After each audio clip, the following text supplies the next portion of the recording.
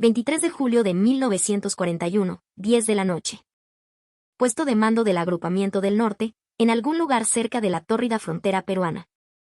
El general de división I.O.G. Ureta, un hombre de 58 años forjado en la disciplina de Cencio y el pragmatismo de la Pampa, se encontraba de pie frente a un mapa del norte del Perú y el sur de Ecuador. Un cigarro peruano, casi consumido, colgaba de sus labios, y en sus ojos ardía una furia contenida, tan caliente como el aire inmóvil que aplastaba el campamento. A solo unos kilómetros al este, las lodosas aguas del río Zarumilla serpenteaban entre él y su objetivo, la provincia ecuatoriana de El Oro.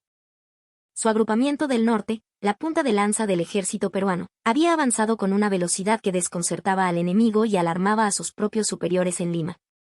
En menos de 3 semanas, habían repelido la agresión inicial, asegurado la frontera y ahora se encontraban a las puertas de una victoria estratégica que podría poner fin al conflicto. Estaban a punto de cruzar la última barrera natural que protegía el corazón económico del sur ecuatoriano. Y entonces, el presidente de la República, Manuel Prado Ugarteche, presionado por el Estado Mayor y los diplomáticos extranjeros, acababa de ordenarle por teletipo que se detuviera. ¿Qué esperara? Que se diera la iniciativa a las lentas y vacilantes negociaciones de los países mediadores, Argentina, Brasil y Estados Unidos, quienes buscaban una solución pacífica que Ureta sabía que solo prolongaría la sangría y le robaría al Perú la ventaja ganada con la sangre de sus soldados. Ureta leyó la orden en voz alta para su Estado Mayor, su voz un trueno bajo en la tienda de lona. El agrupamiento del norte se mantendrá en posiciones defensivas al oeste del río Zarumilla hasta nuevo aviso. Se priorizará el cese de hostilidades para facilitar las gestiones diplomáticas en curso. El silencio que siguió fue más pesado que la humedad de la noche. Con un gesto de desprecio, Ureta arrugó el papel y lo arrojó al suelo de tierra apisonada. Voy a cruzar ese maldito río antes de que esos burócratas de Lima nos aten las manos, gruñó. Y si para hacerlo tengo que requisar hasta el último galón de gasolina destinado a la retaguardia, lo haré. Su jefe de Estado Mayor, el coronel Miguel Montesa, un hombre metódico y leal, lo miró con una mezcla de admiración y pánico. Mi general, esa es una orden directa del presidente. No puedes simplemente ignorarla. Ureta esbozó una sonrisa.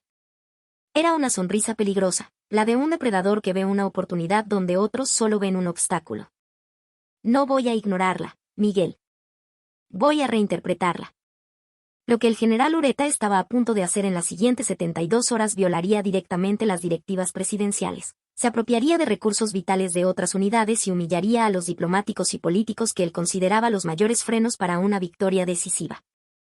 Y al hacerlo, cruzaría el Zarumilla 24 horas antes de que la orden de alto el fuego se hiciera ineludible, con una fracción de los recursos esperados y logrando una sorpresa táctica total. El problema de Ureta era simple, y tan antiguo como la guerra misma, logística. Su agrupamiento había avanzado tan rápido a través del terreno semidesértico y el bosque seco ecuatorial de Tumbes, que sus líneas de suministro estaban extendidas al máximo. Los camiones peruanos, jadeando en los caminos polvorientos, viajaban cientos de kilómetros desde los depósitos en Piura hasta las posiciones avanzadas de Ureta en la frontera. Cada camión consumía una cantidad absurda de combustible y agua solo para entregar su carga. Era una matemática brutal, el avance se devoraba a sí mismo. Y ahora, el Estado Mayor en Lima, temeroso de las repercusiones internacionales y presionado por los mediadores, había decidido concentrar los suministros limitados en fortalecer las defensas costeras y mantener a las divisiones de reserva, en lugar de alimentar la ofensiva de Ureta. La ofensiva, para ellos, había terminado. El plan de los diplomáticos era abrumador en su lentitud. Proponían un cese al fuego inmediato, seguido de semanas, quizás meses, de conversaciones en alguna capital lejana como Río de Janeiro. Se establecerían comisiones, se trazarían líneas en mapas que no reflejaban la realidad del terreno, se intercambiarían notas diplomáticas mientras los soldados de ambos bandos se miraban con desconfianza a través del río, manteniendo una paz frágil que podría romperse en cualquier momento. Los mediadores habían declarado públicamente que la disputa fronteriza solo podía resolverse con preparación meticulosa y superioridad diplomática, no con acciones militares. Ureta consideraba aquello cobardía disfrazada de prudencia, una receta para arrebatarle al Perú en una mesa de negociación lo que sus hombres estaban ganando en el campo de batalla. Ureta no iba a esperar. Pero tenía un problema. Sin combustible, sus tanques checoslovacos LTP, el orgullo de su fuerza blindada, no se moverían. Sin municiones, su artillería no podría apoyar el cruce. Sin botes de asalto, sus tropas no cruzarían un río crecido por las recientes lluvias. La orden de Lima era clara: todos los suministros de clase 3, combustible, y clase V, municiones, así como el equipamiento de ingenieros para puentes, serían redirigidos a las unidades de reserva en la retaguardia, bajo el mando del cauto general Montalbán. Entonces, Ureta hizo lo que los grandes comandantes siempre han hecho cuando las reglas se interponen en el camino de la victoria: las rompió. A las 23 horas del 23 de julio, Ureta llamó a su oficial de logística, el teniente coronel Ricardo Solano, un hombre cuya mente era una calculadora de toneladas, galones y distancias. Ricardo, necesito combustible para 40 tanques y munición para 3 batallones de artillería. Para mañana al amanecer. No me importa de dónde los consigas. Solano lo miró como si hubiera perdido el juicio. Mi general, acabamos de recibir órdenes de transferir nuestras últimas reservas a la división de Montalbán. No tenemos esa cantidad, apenas nos queda para las operaciones defensivas mínimas. Ureta se inclinó sobre el mapa, su sombra proyectada por el farol de queroseno cubriendo la provincia de El Oro. Ricardo, dijo en voz baja, ¿sabes por dónde pasan las rutas de suministro para la reserva de Montalbán? El general Montalbán, un oficial competente pero excesivamente prudente, comandaba las fuerzas posicionadas al sur, y sus líneas de abastecimiento, irónicamente, pasaban muy cerca del flanco de Ureta. Solano entendió de inmediato la implicación aterradora de la pregunta. General. Eso sería una requisa no autorizada. Sería robarle a otro comando peruano. No es robo si lo devolvemos después de tomar Machala, respondió Ureta con esa sonrisa acerada. Además, ¿quién se va a quejar? Va a admitir Montalbán públicamente que su comando perdió 400.000 litros de gasolina y varias toneladas de munición mientras mis hombres desfilaban por Puerto Bolívar. Ureta tenía razón. En el caos de la guerra, con docenas de convoys moviéndose por carreteras precarias y mal señalizadas, era increíblemente fácil redirigir algunos camiones. A la 1:15 de la madrugada del 24 de julio, 3 pelotones de la Policía Militar del Agrupamiento del Norte, hombres leales a Ureta hasta la médula, fueron despachados a intersecciones clave en las rutas de suministro al sur de Tumbes. Su trabajo era simple: detener los convoys de combustible y municiones destinados a la reserva y redirigirlos hacia los depósitos de avanzada de Ureta. Los conductores protestaban, mostrando sus órdenes selladas. Los oficiales a cargo de los convoys exigían ver las contraórdenes por escrito. Los policías militares de Ureta simplemente se ajustaban el casco, señalaban con el pulgar hacia el norte y decían con calma: órdenes del general Ureta. Tome el desvío hacia el frente. En 18 horas de febril y clandestina actividad, Ureta había adquirido casi 412.000 litros de combustible, 80 toneladas de municiones de artillería y, lo más crucial, 24 botes de asalto de goma que técnicamente pertenecían a una unidad de ingenieros de la reserva. El general Montalbán descubriría el desvío 3 días después. Para entonces, la historia ya habría cambiado de rumbo. Pero el combustible robado era solo la mitad del audaz plan de Ureta. La otra mitad era aún más arriesgada: cruzar el Zarumilla sin que el alto mando en Lima se enterara hasta que fuera un hecho consumado, demasiado tarde para detenerlo.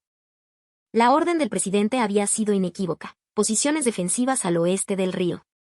Pero Ureta era un maestro en encontrar grietas en la redacción de las órdenes militares, un abogado con charreteras cuando le convenía. Defensivas no significa estáticas, argumentó ante su Estado Mayor, cuyos rostros reflejaban una mezcla de terror y júbilo. Si el enemigo está concentrando fuerzas al este del río, como informan nuestros vigías, es nuestro deber defensivo realizar patrullas de reconocimiento para vigilarlos de cerca. Hizo una pausa, dejando que la idea se asentara. ¿Y si esas patrullas necesitan cruzar el río para obtener mejor inteligencia sobre las intenciones del enemigo? Eso sigue siendo una acción puramente defensiva. Estamos asegurando nuestro perímetro, nada más. Era una interpretación ridículamente laxa de la orden, y todos en la tienda lo sabían. Pero era, como Ureta calculó, técnicamente defendible, al menos hasta que la victoria la hiciera incuestionable. El 24 de julio, a las 22 horas, el batallón de infantería N grado 5, una de las unidades de élite de Ureta, estaba posicionado en silencio cerca de la localidad de Aguas Verdes. El río Zarumilla en ese punto tenía casi 300 metros de ancho, una corriente marrón y veloz. La orilla este estaba defendida por los restos de varias unidades ecuatorianas, diezmadas y desmoralizadas tras los combates de los días anteriores. Sus comandantes esperaban, si acaso, un ataque masivo y preparado en otro sector, quizás más al norte, cerca de Huaquillas. Nadie, ni en el lado ecuatoriano ni en Lima, anticipaba que Ureta intentaría cruzar allí, en la oscuridad, con un puñado de botes de asalto robados. A las 22:30, bajo una luna apenas visible entre las nubes, la primera oleada de asalto, 12 botes con 120 hombres de la compañía A, comenzó a cruzar el Zarumilla en un silencio casi absoluto. No hubo bombardeo de artillería previo que anunciara su llegada. No hubo cobertura aérea. No hubo bengalas. Solo 120 hombres, con los rostros tiznados, remando con sigilo a través del río más simbólico de la disputa. El joven teniente Eduardo Fuller, de 24 años, lideraba el primer bote. Años después recordaría, podíamos escuchar el chapoteo del agua contra la goma de los botes y el zumbido de los mosquitos. Veíamos las siluetas de los manglares en la otra orilla, esperando una lluvia de balas que nunca llegó. Los ecuatorianos no esperaban que nadie estuviera lo suficientemente loco como para cruzar así, sin preparación, como fantasmas. Los primeros botes tocaron la orilla este a las 22:47. 0 disparos. 0 bajas. Los pocos centinelas ecuatorianos fueron sorprendidos y neutralizados antes de que pudieran dar la alarma. Para las 23:30, 2 compañías completas, más de 240 hombres, estaban en la orilla este del Zarumilla, estableciendo un perímetro defensivo y asegurando los puntos de desembarco para las siguientes oleadas. A la 1 de la madrugada del 25 de julio, todo un batallón, cerca de 800 hombres, había cruzado. A las 6 de la mañana, mientras el sol tropical comenzaba a calentar la tierra, 3 batallones completos, 2.400 peruanos, controlaban una cabeza de puente de 3 kilómetros de ancho en territorio ecuatoriano. Y el general Ureta todavía no había informado a Lima. A las 8 de la mañana del 25 de julio, Ureta finalmente se acercó al operador de radio y pidió una conexión segura con el Ministerio de Guerra en Lima. No habló con el presidente Prado directamente, sino con el jefe del Estado Mayor General, un hombre de su misma promoción pero de temperamento opuesto, el general César Morales. «Buenos días, César», dijo Ureta con una calma exasperante. «Solo llamaba para informar que hemos cruzado el Zarumilla». Hubo un largo silencio en la línea, cargado de estática e incredulidad. ¿Qué logró articular Morales? El agrupamiento del norte cruzó el Zarumilla anoche en varios puntos. Tenemos 3 batallones en la orilla este, bajas mínimas. El enemigo ni siquiera se dio cuenta hasta que fue demasiado tarde. Morales explotó al otro lado de la línea, su voz distorsionada por la ira. Eloy, tenías órdenes explícitas del presidente de mantener posiciones defensivas. El presidente va a estar furioso. Los mediadores van a protestar. Ureta respondió con la misma serenidad. César, mis órdenes eran mantener posiciones defensivas al oeste del Zarumilla. Ahora estoy defendiendo nuevas posiciones al este del Zarumilla. Técnicamente, sigo a la defensiva. Era un argumento absurdo, una bofetada a la cadena de mando. Morales lo sabía, Ureta lo sabía, pero funcionaba por una razón simple e inmutable. Ureta ya había cruzado. La cabeza de puente estaba establecida. Revertir el cruce significaría ordenar una retirada bajo posible fuego enemigo, lo cual sería una humillación militar y un suicidio político para el gobierno. Ureta había arrinconado a su propio presidente. Morales respiró profundamente, derrotado. Prado te va a matar, Eloy. Que venga a buscarme al otro lado del Zarumilla, respondió Ureta, y colgó. La reacción en Lima fue exactamente la que Ureta esperaba, rabia contenida. El presidente Prado no podía castigar públicamente al comandante más exitoso del país por lograr una victoria espectacular. Hacerlo lo haría parecer débil y opuesto al sentimiento patriótico que barría a la nación. Pero en privado, estaba furioso, no solo porque Ureta había desobedecido órdenes directas, sino porque ahora los diplomáticos mediadores, cuya lenta y pomposa operación de paz estaba a punto de comenzar, habían sido completamente eclipsados y puestos en ridículo. Ureta lo sabía y lo disfrutaba. El 26 de julio, mientras los embajadores de Argentina, Brasil y Estados Unidos enviaban febriles telegramas a Lima y Quito, pidiendo moderación y un retorno al statu quo anterior, Ureta ya tenía 12.000 hombres y 50 tanques al otro lado del río, avanzando hacia Machala. Ese día, Ureta envió un telegrama cifrado directamente al Ministerio de Relaciones Exteriores en Lima, sabiendo que sería filtrado a los mediadores. Felicito los esfuerzos diplomáticos en curso. He escuchado que son muy impresionantes. Mientras tanto, nosotros cruzamos ayer con botes de asalto, sin bombardeos, sin paracaidistas y con bajas insignificantes. pero estoy seguro de que su operación diplomática será más teatral. Los diplomáticos no respondieron. La humillación era completa. Pero la rivalidad entre el enfoque de Ureta y el de Lima no era solo personal, era estratégica. Los políticos y diplomáticos representaban la doctrina de la cautela, de evitar riesgos, de buscar la aprobación internacional y de conformarse con ganancias mínimas para no alterar el equilibrio de poder. Ureta representaba la doctrina peruana de la audacia, la velocidad, el riesgo calculado y la explotación de las debilidades del enemigo antes de que pudiera reaccionar. Las dos filosofías habían chocado durante toda la breve pero intensa campaña. Lima quería una escaramuza fronteriza contenida. Ureta les entregó una victoria estratégica. Ahora, en el Zarumilla, Ureta había demostrado que la velocidad y la audacia podían lograr lo que la preparación masiva y la deliberación infinita no podían: sorpresa total y un resultado decisivo. Los números cuentan la historia. La operación diplomática de los mediadores, meses de preparación, cientos de funcionarios involucrados, incontables horas de reuniones, costo político incalculable. Resultado: un frágil alto el fuego que habría dejado a las tropas peruanas en una posición precaria. El cruce del Zarumilla por Ureta, menos de 24 horas de planificación clandestina, 3 batallones de infantería, botes de asalto y combustible requisados. Costo inicial: menos de 30 bajas en las primeras 48 horas de consolidación. Ureta había cruzado el río más defendido de la frontera, con una 10ª parte de los recursos que se considerarían necesarios para una operación de ese tipo, y lo había hecho un día antes de que las órdenes de Lima lo paralizaran por completo. El cruce del Zarumilla fue más que una victoria táctica. Fue una declaración de principios. Ureta había demostrado que la guerra moderna, incluso en un conflicto regional, no se ganaba con una preparación obsesiva ni con el miedo a las cancillerías extranjeras, sino con velocidad, audacia y la voluntad de romper las reglas cuando las reglas se interponían en el camino de la victoria nacional. ¿Era legal lo que hizo Ureta? Técnicamente no.